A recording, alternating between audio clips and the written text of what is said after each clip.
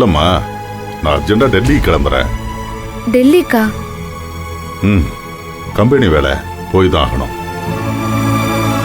நீங்களும் போயிட்டா எப்படிங்க ஐயா? அதெல்லாம் ஒன்றும் பயப்படாதம்மா. அதிகபட்சம் 10 நாள் வேலையை முடிச்சுட்டு வந்துடுவேன்.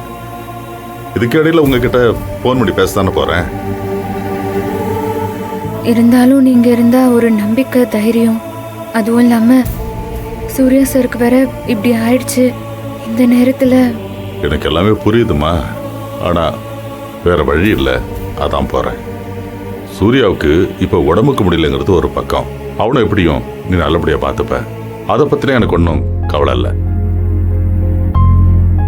ஆனா ஹாஸ்பிட்டல்ல வச்சு மாதவியை கை நீட்டி அடிச்சதுனால உன்னை பழி வாங்கணுங்கிற வேலையை அவங்க பார்ப்பாங்க.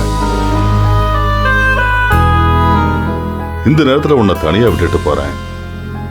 சூர்யாவும் ஆக்டிவா இல்லை. அதை நினைச்சதாமா எனக்கு ரொம்ப கஷ்டமா இருக்கு.